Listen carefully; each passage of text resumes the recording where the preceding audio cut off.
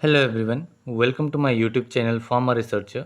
सो आज है day 132 daily pharm MCQ dose series का, जिसमें हम डेली के 10 एमसीक्यू क्वेश्चन सॉल्व करते हैं विद डिटेल्ड एक्सप्लेनेशन, जो कि आपके प्रीवियस ईयर क्वेश्चन पेपर से लिए जाते हैं एंड सभी फार्मेसी रिलेटेड एग्जाम्स के लिए इंपॉर्टेंट होते हैं।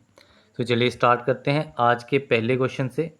तो पहला क्वेश्चन है, suicidal bags of the cell is. तो सेल में आपके डिफरेंट ऑर्गेनल्स प्रेजेंट होते हैं, उसमें से सुसाइडल बैग जो है वो किस ऑर्गेनल को कहा जाता है। तो ये ऑर्गेनल आपका रहता है लाइजोसोम। तो इसमें आपका ऑप्शन ए जो है वो करेक्ट आंसर है। तो इसमें लाइजोसोम ये सुसाइडल बैग्स होते हैं, इनकी हाइड्रोलिटिक एक्टिविटी जो है वो होती है। हाइड्रोलिटिक एक्टिविटी की वजह से ये जो भी डेड सेल्स होते हैं या फिर जो भी अनयूज्ड चीज़ होती है सेल के अंदर, उसको ये एनगल्फ कर लेते हैं, उसको डिस्ट्रॉय कर देते हैं through their hydrolytic activity. Then बात करूँ गोल्गी बॉडीज़ की। सो गोल्गी बॉडीज़ जो हैं ये आपकी मॉडिफाइंग करती हैं, ठीक है। किसके लिए रिस्पॉन्सिबल होती हैं? तीन टर्म्स आपको इसमें मेन याद रखनी है, मॉडिफाइंग, सॉर्टिंग एंड पैकेजिंग, ठीक है। मॉडिफाइंग, सॉर्टिंग एंड पैकेजिंग किस चीज़ की? प्रोटीन्स की फॉर सिक्रेशन इन सेल, ठीक है। सेल में प्रोटीन्स की जो भी मॉडिफिकेशन होती है, सॉर्टिंग होती है, पैकेजिंग होती है, वो किसके द्वारा की जाती है? That is done through Golgi bodies. Then बात करूँ राइबोसोम्स की। तो राइबोसोम्स जो हैं इनको प्रोटीन फैक्ट्री ऑफ सेल भी कहा जाता है। These are known as protein factory of cell. Then बात करूँ आरएनए की। तो आरएनए आपका होता है ribose nucleic acid. RNA is ribose nucleic acid and जो प्राइमरी फंक्शन होता है आरएनए का, वो प्रोटीन्स क्रिएट करना by the process translation. Then चलते हैं नेक्स्ट क्वेश्चन की तरफ। सो नेक्स्ट क्वेश्चन है, HLV value of a surfactant between 13 to 16 is used as. सो अगर किसी सर्फेक्टेंट की वैल्यू 13 टू 16 के बीच में है, 13 से 16 के बीच में है, देन वो सर्फेक्टेंट जो है किस कैटेगरी में आएगा? Then that surfactant will be used as a detergent. So इसमें आपका ऑप्शन ए जो है वो करेक्ट आंसर रहेगा।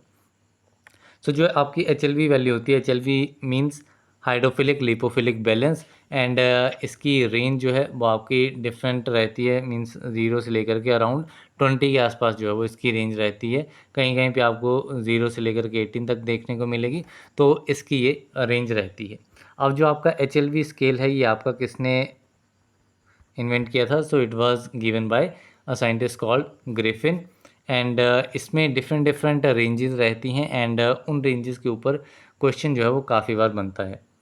सो इसमें आपकी 0 to 8 एक मेन कैटेगरी रहती है, एंड 8 to 16 ये दो मेन कैटेगरीज रहती हैं, एंड इसी के अंदर जो है वो सब कैटेगरीज बनती हैं। सो 0 to 8 जो है वो आपका लिपोफिलिक पोर्शन होता है, it is lipophilic portion. And 8 to 16 जो है वो आपका हाइड्रोफिलिक पोर्शन ये रहता है। अब इसमें जो मेन कैटेगरीज आपकी आती हैं वो आती है एक रेंज 1 to 3। सो 1 to 3 जो है वो आपकी एंटी फॉर्मिंग रहती है, it is anti forming agents आपके 1 to 3 में आते हैं। 3 to 8 में आपके आते हैं water in oil emulsifiers. Then आते हैं आपके 7 to 9। 7 to 9 के बीच में आपके आते हैं wetting and spreading agents, wetting and spreading agents. Then fix value 8 की बात करूँ तो 8 पे आपके आते हैं फॉर्मिंग एजेंट्स, ठीक है। 8 पे आते हैं आपके फॉर्मिंग एजेंट्स। 8 to 16 आपके आते हैं oil in water emulsifiers. 13 to 16 पे आपके डिटर्जेंट्स आते हैं, एंड 16 to 18 वैल्यू जो है वो आपकी रहती है सोल्युबलाइजिंग एजेंट की, ठीक है। 16 to 18 रहती है आपकी सोल्युबलाइजिंग एजेंट की। तो ये डिफरेंट जो है वो रेंजेस इसमें रहती हैं। तो कुछ कंपाउंड्स की बात कर लेते हैं इसमें, जो कि आपके इम्पॉर्टेंट होते हैं। सो इसमें आपकी रेंज जो है वो अगर 1 है, तो 1 जो है वो ऑलिक एसिड जो है, ऑलिक एसिड इसकी वैल्यू जो है वह HLV वैल्यू 1 रहती है। एंड 40 वैल्यू जो है वो आपका सोडियम लॉरेल सल्फेट की। एंड सोडियम लॉरेल सल्फेट जो है वो आपका ग्रिफिन के द्वारा जो उन्होंने रेंज दी थी उस पैरामीटर पे फिट नहीं बैठता है, तो ये अलग आता है, ठीक है। तो इसकी HLV वैल्यू जो है वो 40 रहती है हाईएस्ट। देन इसमें एक कंपाउंड आपका आता है अकेशिया। तो अकेशिया की बात करूं तो अकेशिया की HLV वैल्यू होती है 8। एंड यहीं पे अगर मैं ट्रेगाकांत की बात करूं तो ट्रेगाकांत की HLV वैल्यू होती है 13.2। सो ये एक दो जो है वो इम्पॉर्टेंट है। देन चलते हैं नेक्स्ट क्वेश्चन की तरफ। सो नेक्स्ट क्वेश्चन है, facial cranial nerve is, so facial cranial nerve कौन सी होती है? सो बात करें क्रेनियल नर्व्स की, तो टोटल 12 पेयर्स हमारे क्रेनियल नर्व्स के होते हैं बॉडी में, एंड उसमें से जो फेशियल नर्व है, सो फेशियल नर्व जो है वो आपकी क्रेनियल नर्व नंबर 7 जो है वो आपकी फेशियल नर्व रहती है। यहीं पे अगर मैं बात करूँ क्रेनियल नर्व 3 की, सो क्रेनियल नर्व 3 जो है वो आपकी ओकुलोमोटर रहती है, it is oculomotor. And cranial nerve 5 की बात करूँ, सो 5 इज़ ट्रिगेमिनल, 5 इज़ ट्रिगेमिनल। एंड देन आपका आता है क्रेनियल नर्व नंबर 10 जो कि आपकी रहती है वेगस, ठीक है, cranial nerve number 10 is vagus. इसके अलावा जो बाकी बच गई हैं तो उनके बारे में देख लेते हैं। तो क्रेनियल नर्व 1 आपकी रहती है ऑल फैक्ट्री, ठीक है, cranial nerve 1 is olfactory. Cranial nerve 2 is optic, and cranial nerve 4 is, 4 में कौन सी आती है, 4 is trochlear, 4 is trochlear. Then आपकी आएगी क्रेनियल नर्व नंबर 6, सो 6 में आपकी आएगी एब्ड्यूसेंस, एब्ड्यूसेंस इसमें रहेगी। देन आपकी आती है क्रेनियल नर्व नंबर 8, सो 8 में कौन सी आएगी, 8 में आपकी वेस्टिबुलो, 8 में आपकी वेस्टिबुलो कॉक्लियर क्रेनियल नर्व आती है। देन आती है आपकी क्रेनियल नर्व नंबर 9, 9 आपकी होती है ग्लोसोफेरेंजियल, ग्लोसोफेरेंजियल। देन आपकी आती है क्रेनियल नर्व नंबर 11, सो 11 में आपकी कौन सी रहेगी, it is accessory, it is accessory. And cranial nerve number 12 जो है इट इज़ हाइपोग्लोसल, ये कौन सी रहती है, इट इज़ हाइपोग्लोसल। सो ये आपके 12 पेयर्स रहते हैं क्रेनियल नर्व्स के। देन चलते हैं नेक्स्ट क्वेश्चन की तरफ। सो नेक्स्ट क्वेश्चन है how many isoprene units are in a monoterpene. So monoterpene में कितने नंबर ऑफ आइसोप्रिन यूनिट्स जो हैं वो प्रेजेंट होते हैं। सो मोनोटर्पीन है तो मोनोटर्पीन में आइसोप्रिन यूनिट आपके रहते हैं 2, सो इसमें आपका option B is correct. So isoprene unit क्या है, तो टर्पेनॉइड्स का जो बेसिक यूनिट रहती है वो आपकी आइसोप्रिन यूनिट रहती है, जिसका फॉर्मूला होता है C5H8, ठीक है। तो ये एक है। अगर सिंगल आइसोप्रिन यूनिट है तो उसको हम कहेंगे हेमी टर्पेनॉइड, इसको क्या कहेंगे, इट इज़ हेमी टर्पेनॉइड या हेमीटर्पीन्स। अगर यहीं पे आपके 2 हैं, सो 2 के लिए आप यूज़ करेंगे मोनोटर्पीन। यहीं पे अगर आपके 3 हो जाते हैं, सो 3 विल बी सेस्क्यूटर्पीन, ठीक है, इसमें हो जाएगा सेस्क्यूटर्पीन। देन यहीं पे अगर 4 हो जाते हैं, सो 4 के लिए आपकी टर्म यूज़ होगी डाइटर्पीन। एंड 6 हो जाते हैं तो 6 के लिए आपकी होती है ट्राइटर्पीन, ट्राइटर्पीन। एंड 8 हो जाती है तो दैट विल बी टेट्राटर्पीन। सो ये आपकी डिफरेंट टर्म्स रहती हैं टर्पेनॉइड्स के टाइप्स के लिए। सो अभी हम नेक्स्ट क्वेश्चन देखते हैं। सो नेक्स्ट क्वेश्चन है an isoelectric point for type B gelatin capsule is at pH। तो टाइप बी जेलेटिन कैप्सूल के लिए आइसोइलेक्ट्रिक पॉइंट जो है वो कितने pH पे आता है। तो टाइप बी की बात हो रही है तो टाइप बी जो है वो आपका 4.7 pH पे आइसोइलेक्ट्रिक पॉइंट जो है वो इसका रहता है। सो इसमें आपका option B is correct.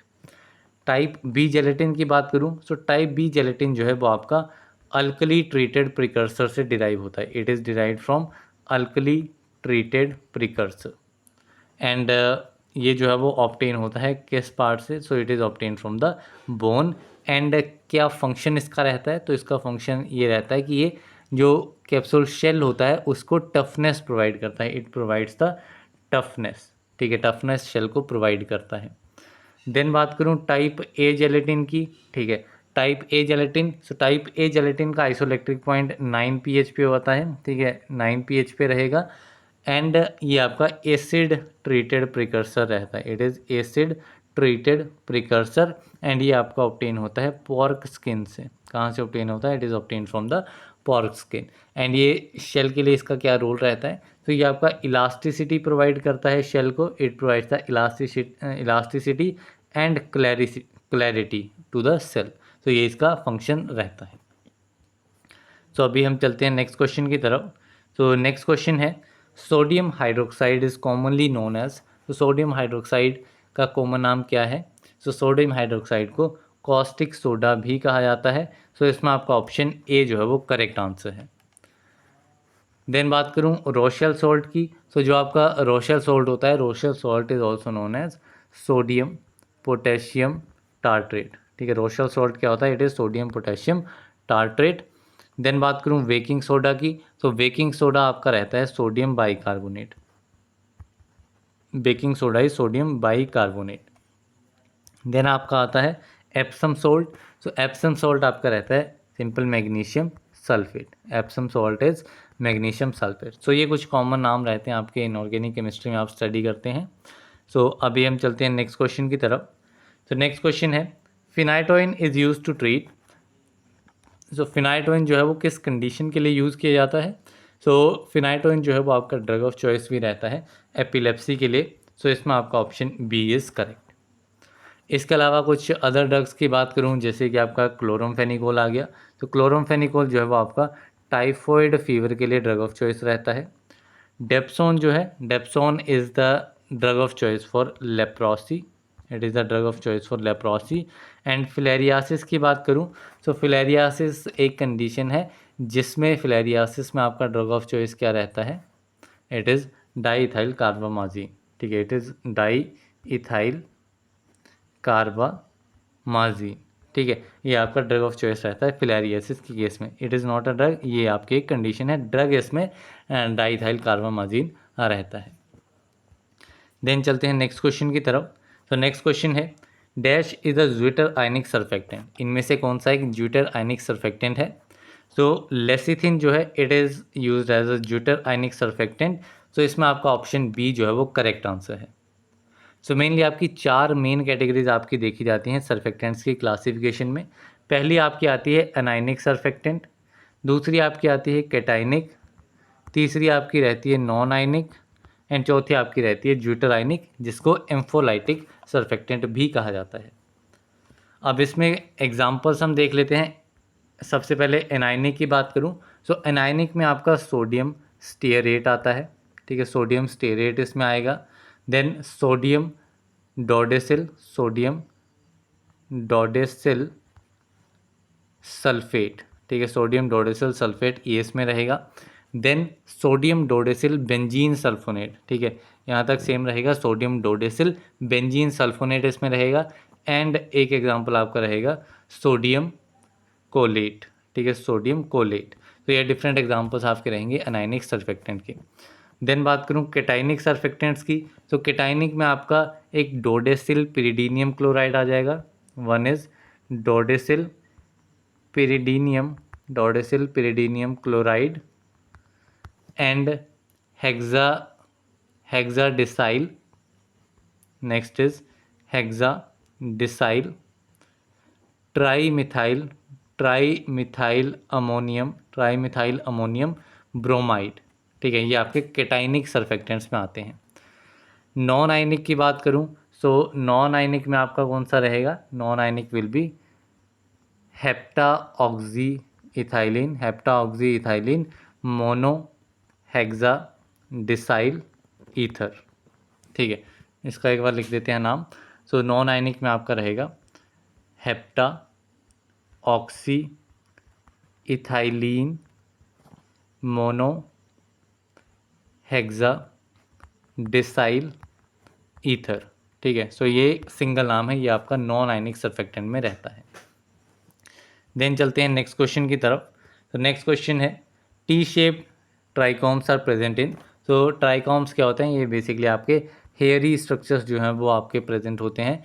So T shaped के ट्राइकॉम्स जो हैं वो किस में प्रेजेंट होते हैं, तो they are present in pyrethrum, pyrethrum में आपके टी शेप के ट्राइकॉम्स जो हैं वो प्रेजेंट होते हैं।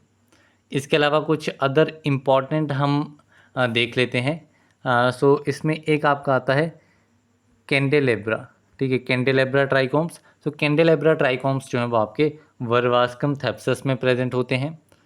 देन आपके मल्टी सेलुलर ग्लैंडुलर एक रहते हैं, मल्टी सेलुलर ग्लैंडुलर ट्राइकॉम्स, जो कि आपके बेलाडोना में प्रेजेंट होते हैं। देन इसके अलावा आपका वसाका आता है, सो वसाका में आपका यूनिसेलुलर ट्राइकॉम्स प्रेजेंट होते हैं, यूनिसेलुलर ग्लैंडुलर ट्राइकॉम्स, ये आपके वसाका में प्रेजेंट होते हैं। देन एक कैटेगरी आपकी आती है हाइडाथोड, ठीक है, हाइडाथोड ट्राइकॉम्स, जो कि स्पेशल टाइप के ट्राइकॉम्स होते हैं। सो इसमें आपके पाइपर बीटल आ जाती है, ठीक है, पाइपर बीटल ये आपकी इसमें रहती है। देन एक ट्राइकॉम्स आपके रहते हैं stellate type of trichomes, stellate trichomes जो कि आपके हेमेलिस में प्रेजेंट रहते हैं, they are present in Hamamelis. And one type is peltate, ठीक है, one type is peltate trichomes. तो पेल्टेट ट्राइकॉम्स जो हैं वो आपके क्रोटोन में प्रेजेंट होते हैं। सो ये कुछ इंपॉर्टेंट आपके रहते हैं। एक आपके लिग्निफाइड ट्राइकॉम्स रहते हैं, लिग्निफाइड में भी स्पेशल रहता है यूनिसेलर लिग्निफाइड ट्राइकॉम्स जो कि आपके किस में प्रेजेंट होते हैं, these are present in nux vomica. ये आपका काफ़ी बार क्वेश्चन पूछा गया है नक्स वोमिका के ट्राइकॉम्स के ऊपर। सो अभी हम नेक्स्ट क्वेश्चन देखते हैं। सो नेक्स्ट क्वेश्चन है talcum powder is commonly sterilize by. So talcum powder जो है वो किस मेथड ऑफ स्टरलाइजेशन से स्टरलाइज किया जाता है। तो ये आपका होता है ड्राई हीट स्टरलाइजेशन से स्टरलाइज जो भी आपके पाउडर्स रहते हैं, जैसे कि आपका टेल्कम पाउडर हो गया, तो ये आपके ड्राई हीट स्टरलाइजेशन से स्टरलाइज किए जाते हैं, जिसमें आपका प्रिंसिपल क्या रहता है। तो principle in dry heat is oxidation of proteins, ठीक है, क्या प्रिंसिपल रहता है, principle is oxidation of proteins. इसके अलावा अगर मैं अदर चीज़ों की बात करूं तो ड्राई हीट से आप ग्लास वेयर्स की स्टरलाइजेशन कर सकते हैं, ठीक है, ग्लास वेयर्स इसमें स्टरलाइज कर सकते हैं। जो आपके सीजर्स आपकी यूज़ होती हैं, स्कैल्पेल्स यूज़ होते हैं, या फिर ऑयली इंजेक्शन अगर हैं तो ऑयली इंजेक्शंस, ये सारी चीज़ें आपकी ड्राई हीट स्टरलाइजेशन से स्टरलाइज की जा सकती हैं। देन बात करूँ मॉइस्ट हीट स्टरलाइजेशन की, तो मॉइस्ट हीट स्टरलाइजेशन में आपका ऑटोक्लेव यूज होता है, denaturation and coagulation of protein. क्या प्रिंसिपल रहता है, denaturation and coagulation of proteins. And इसमें आपका आईवी फ्लूइड्स जो हैं उनकी स्टरलाइजेशन कर सकते हैं, या फिर रबड़ या फिर प्लास्टिक की जो आइटम्स रहती हैं उनकी स्टरलाइजेशन आप मॉइस्ट हीट से कर सकते हैं। देन बात आती है गैसियस स्टरलाइजेशन की। तो गैसियस स्टरलाइजेशन में आपका इथाइलिन ऑक्साइड जो है वो मोस्टली यूज़ किया जाता है। इथाइलिन ऑक्साइड, ये अलग क्वेश्चन बनता है कि कौन सी गैस का यूज़ किया जाता है। तो इथाइलिन ऑक्साइड गैसियस स्टरलाइजेशन में आपकी यूज़ होती है। एंड इसमें आपके जो थर्मोलेवाइल सब्सटेंसेस होते हैं, कौन से, थर्मोलेवाइल मीन्स हीट सेंसिटिव जो भी सब्सटेंसेस रहेंगे, जैसे कि प्लास्टिक, रबर्स होगी, तो इनको आप गैसियस स्टरलाइजेशन से स्टरलाइज कर सकते हैं। इसके अलावा दो और आपके इम्पॉर्टेंट मेथड्स हैं जहाँ से क्वेश्चन बन जाता है। तो एक आपका रहता है टेंडलाइजेशन, ठीक है, टेंडलाइजेशन स्टरलाइजेशन जो कि आपका कल्चर मीडिया के स्टरलाइजेशन के लिए यूज़ होता है। दूसरा आपका एक आता है पाश्चराइजेशन जो कि आपका मिल्क की स्टरलाइजेशन के लिए यूज़ किया जाता है। तो ये कुछ आपके इम्पॉर्टेंट स्टरलाइजेशन मेथड्स हैं जो कि एग्जामिनेशन पॉइंट ऑफ व्यू से काफ़ी इंपॉर्टेंट होते हैं। So that's all for this video. मिलते हैं अगली वीडियो में, तब तक के लिए थैंक यू वेरी मच।